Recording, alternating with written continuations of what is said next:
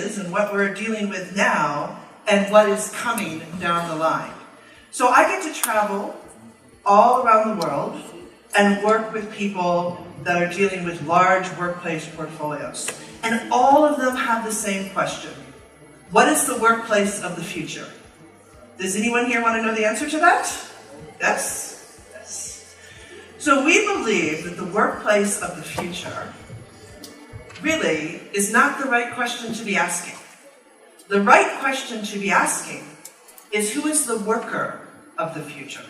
Because if we're designing space for people, then we need to understand who the people are that are going to be occupying that space. And so we uniquely and acutely want to understand who are the people that are in the workplace today. And there's lots of talk about millennials and baby boomers and all the generations. But quite frankly, the differences between introverts and extroverts is bigger than the difference between millennials and baby boomers. And so understanding the worker of the future is an important thing, and the speakers today are going to talk a little bit about that. The next big shift that we see is space-centric measurements. All of our clients want to know how much square meters do we have per person? What is the cost of that? But I have never had a CEO say to me, "Oh, I couldn't sleep last night because I'm so worried about one having 10 square meters or 15 square meters." No. They care about, can I attract the best talent? Are we designing spaces that people want to be in? How do we create the best thought leadership? And how do we really get to the next level? How do we innovate faster? And so we need to be thinking about human-centric measurements. Because 80% of a company's money goes to people. Only 10% goes to space. But we are so focused on that 10%. And as we squeeze that 10% to try to save money, if we are negatively impacting the people in the space, we could be costing that company more money than we save them. So we need to think about it from the human-centric standpoint. The next big shift we see is from environmental sustainability to human sustainability. Now, I'm not saying that the environmental sustainability isn't important. It's just expected today. We consider that table stakes. Okay? But what are we doing to design spaces that really invigorate and empower and make the people in them happier and healthier and more productive? So we need to start thinking about human sustainability and how we do that. Okay, the next shift, intelligence, IQ, to EQ. Now again, I'm not saying that being smart isn't important, but I want to ask you a question. I want all of you to think about the best boss that you've ever had, and why. And then I want you to think about the worst boss that you've ever had. Don't look at the person next to you. The worst boss that you've ever had, and why. Now, I'd love to say that that last one was probably harder than the first, but it was probably easier. And I'm willing to bet that it had nothing to do with how smart that person was, but everything to do with how that person made you feel. Did they empower you? Did you feel a sense of purpose? Did you feel like you could take risks? Did you feel like they supported you? Emotional intelligence is critical. People that have emotional intelligence are better leaders, higher performers, and are happier and stay in their jobs longer. Now, why is this so important today? Because another shift that we have today is from human to machines. And there's lots of talk about, will robots replace your jobs? And how will artificial intelligence impact us? So the answer is yes. Robots will take away some jobs. But there are a lot of jobs that are dirty and dangerous, and we don't want to do them. And yes, artificial intelligence will absolutely change the way that we work. But we believe that it's a shift, not a replacement. That artificial intelligence will focus on the computational things, analysis, and people can focus on the judgment, the connections that we make with one another, the emotional intelligence that we have for each other. And it will free us up to focus on things that really matter more and spend less time with the details. The other shift that we see today is from high tech to high touch. As humans, we seek balance. When something gets out of balance, we want to put it back. We are living in a world today where we are always on our phones. We wake up and we look at our phone. We no longer leave work. It comes with us everywhere we go. And we need a break from that. And so the more high tech we go, the more high touch we need. Biophilia, plants, nature, we crave that more, we want that. I don't have to come to work anymore, I don't have to see you. But the more that happens, the more I want to be with you. Natural materials, natural things. We as people need that because we are organic beings. And so we crave that high touch. Place. I'm a designer. I design places. But you know what? That's really not what I do anymore. It's all about user experience, UX. It's about creating an environment that is compelling enough that you want to be there.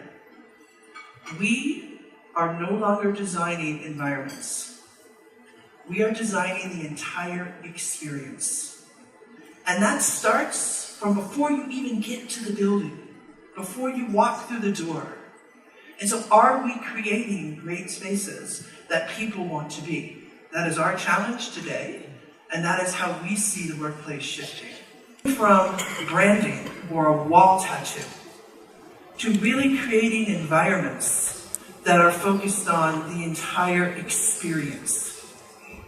When I walk into an office, can I tell what those people do? Do I know the value of that company and what they feel strongly about? We believe you should. We believe that the space is the physical embodiment of what a company wants to be, their culture, their purpose, their meaning. The space should tell you their story. And that's how we create great experiences today for people in the workplace. Things that are immersive, that use all of your senses and aren't just flat, but that interact with us, that are fun, that are playful, that bring delight and beauty into our world. Another big shift is facility managers are shifting now to community managers. As we have the Internet of Things, and the buildings are getting smarter and smarter, we can use technology to free us up. So now, I can sit in a room and know that the toilet dispenser on the 3rd floor is low, and send somebody to take care of that, versus having someone walk around all day long. And that frees them up. So what is their new focus? Well, if I don't have to go to the office anymore because I can work anytime, any place, then their job is to create an environment or a community that is so compelling that you want to be there. And so their jobs now are about managing people. How can I help you? How can I provide services? And so you can see that things like the Apple Genius Bar is coming out into the office now. And we're providing a service. So if you come to the office, I can help you with all of those things that you need. I can connect you to the other people in the office and make it a more meaningful experience. So facility managers are going to start focusing what's really important, the people and the community in the space. The other shift that we're seeing is from very isolated environments to spaces that are very, very connected. In most of our buildings, we design buildings like a stack of pancakes. And if you're on the 3rd floor, you may have no idea who's on the 5th floor or the 6th floor, unless maybe you see them in the elevator occasionally. But that's not how we build community. We build community by being able to see each other, to connect, to sense your presence. And so we're starting to create and design spaces that allow for that connection to happen. It's almost like a beehive of activity where we can connect. And we're going from being very siloed.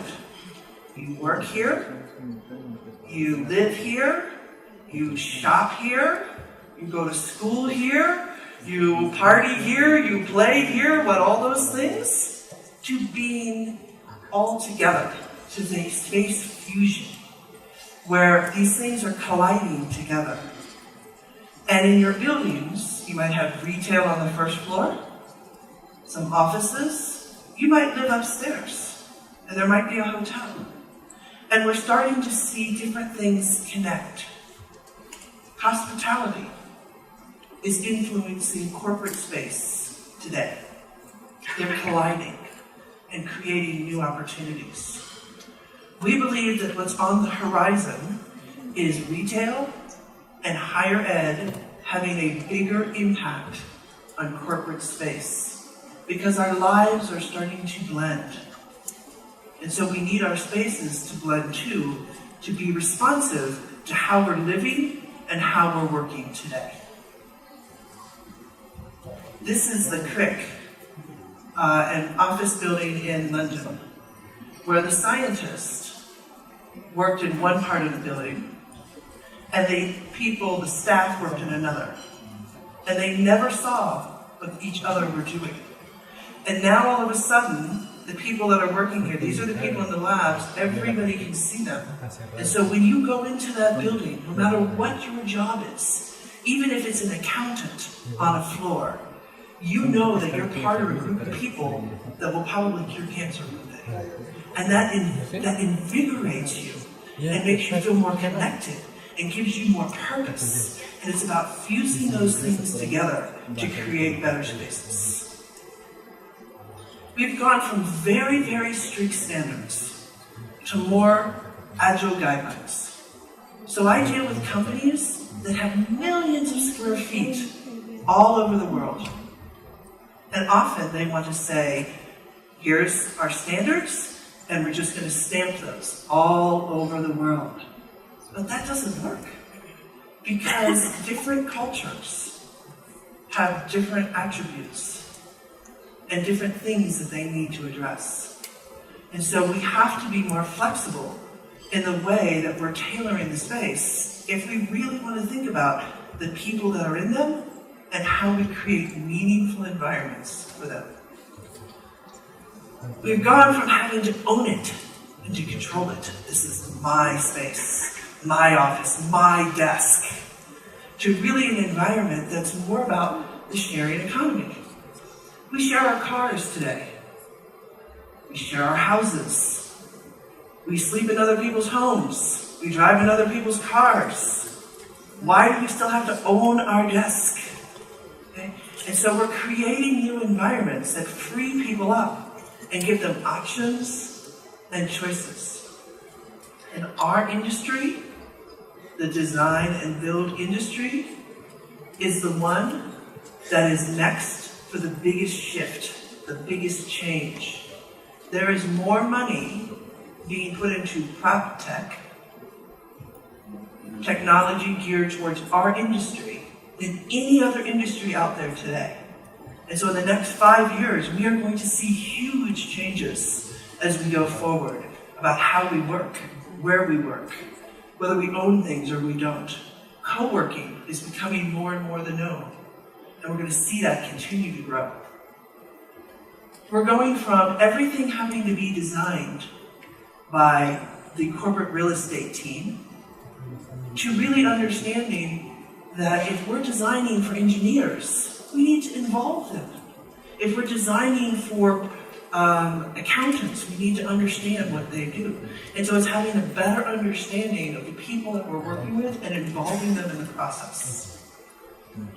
We've gone from very focused on how much space we occupy to how is that actually being utilized? What is the purpose? And today, most companies realize that their space is grossly underutilized. On average, it's about 40%. So now, with the Internet of Things, everybody is so excited about, oh, we can put sensors on everything and we can see who is using it, when, and where, and how. But I'm going to say be careful.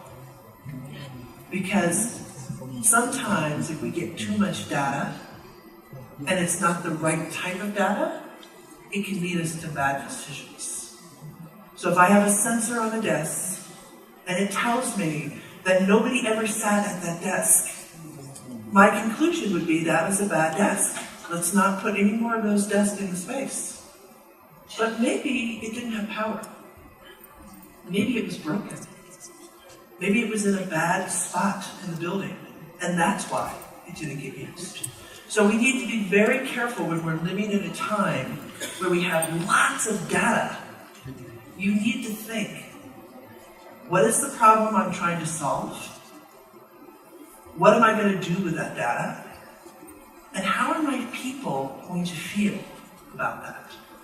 If I tell you that I'm going to be monitoring you and how you move through the space, you probably are not going to like that. But if I tell you that I'm going to put sensors in so you can decide this spot is cold, but there's a warmer spot on the other side of the building, or this is a loud area of the building and I want quiet, so I quiet space. Now I've empowered you, and now you want that. So we need to think about how we're going to use all of this data. We've gone from everything being very, very universal to more tailored solutions. We're designing space for individuals. And I'm willing to bet that there is nobody in this auditorium that is wearing the exact same outfit as somebody else. We're unique. And we want our spaces to reflect that. And so it's about creating environments that support that, that are tailored more to you. So we've done a lot of research about how workplace is evolving. And you can see that, a lot of people focus on open plan, but we really haven't done that in 20 years. We have activity-based, co-working, and neighborhood-based environments, service offices, managed offices, agile spaces, memo spaces, immersive spaces. Our job as designers is to understand your company, your personality, your culture, your purpose, and to create the right environment with all the different tools that we have that will make you a powerful company and will make place an important space for you to be in. Because we are no longer just designing workplace. We are designing work how. How do you want to work? When do you want to work? Where do you want to work? And what do you want that experience to be? The key is to create spaces that are tailored to the individual companies, that reflect your culture and your purpose, your mobility, your work styles, and to give you options and choices. Because we are living in times that are changing rapidly. And our workspace has to be able to do that as well. So with that,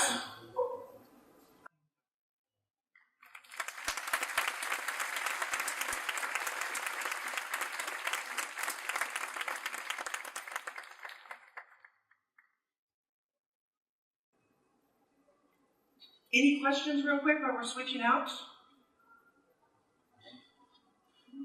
Thanks, Kate, for everything. Now, I think it's time for questions. Gracias, Kate, por todo. Por favor, ¿alguna pregunta que tengan puntual? Miren, acá tenemos una gama de preguntas, ¿eh? Thank you. Okay, you talked about workers, communities, EQ, etc. So, regarding workplace, this refers also to human resources management. What do you think should be the role of human resources departments in workplace transformation? Excellent question. So we believe that HR has not been at the table enough. We believe that HR represents the people and what they want, and it's all about a great experience. And so we believe that it's very important that HR be at the table and help us understand what the options are and how to create that. In fact, many companies today have a head of user experience or a chief cultural officer, and their job is to make sure that their company is creating the best spaces to leverage their biggest asset, which is the people. So it's very important that HR is at the table. Yes, ma'am.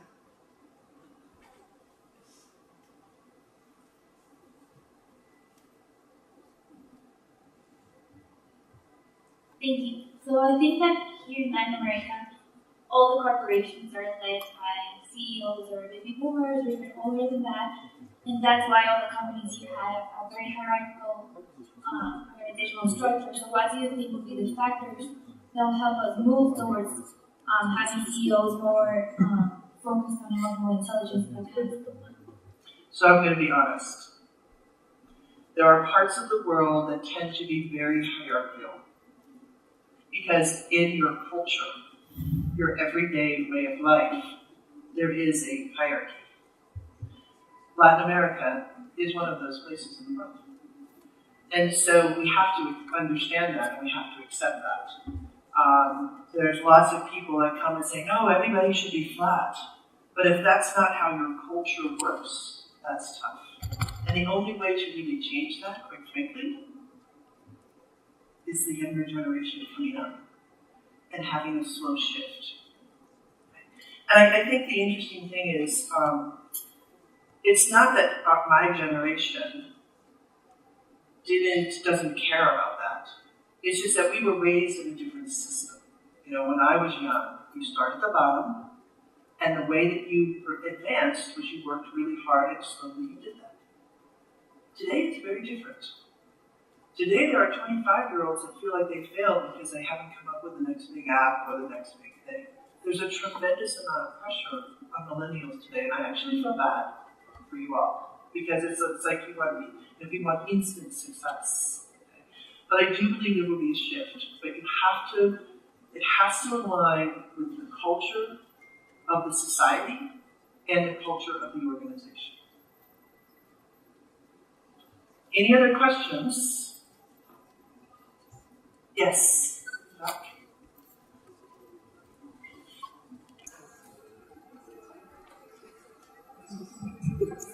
Hello, Kate. Hello. Amazing presentation. Thank you. I really relate with the work of WeWork and how they use technology and artificial intelligence Yes. in their work. How is workplaces related to these new technologies and the use of algorithms, design? Yeah. So, excellent question. I think that actually is an example of sometimes where fast data is thin data. If you only get data from one source, then it can mislead you. You need to look at it from multiple sources. And by the way, We have had sensors in the workplace forever. Us. We are the best sensor ever created. Because a sensor can tell me whether somebody is sitting someplace. It doesn't tell me whether that person is asleep, whether they're actually working or surfing the internet, or what they're doing. Okay? But I, as a person, can get much more information. So we always believe that it's important that you balance that with still observation and human observation and oversight. What's happening today is that we're getting a lot of data about how people actually use the space. And it's changing the way that we're designing to be more responsive to the way people use space. That's one application. We believe that the better application is to monitor the building to let the people know where are hot spots, cold spots, where are loud areas, quiet areas, where it's sunny, where it's not, where it's 2 degrees or warmer or colder, and let you as the people choose, and that empowers people to make better options and better choices. And there are a ton of apps that are coming out today that do that. And we believe that that's the most useful way that sensors can really help us going forward. It's the one that helps individual people make better choices and be happier versus nobody ever uses this. One last question? Yes, sir.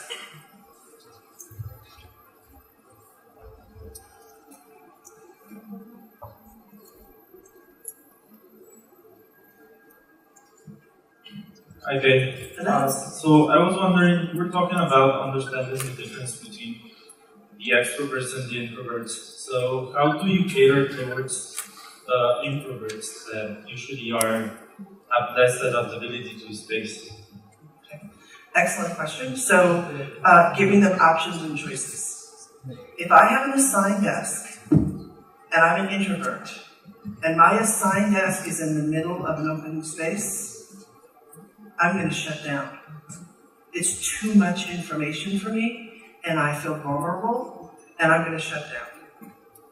If I am an extrovert, and you put me in a private office, I'm never going to be in it because I'm going to be wandering around the floor looking for who I can talk to and what can I say, and etc., right?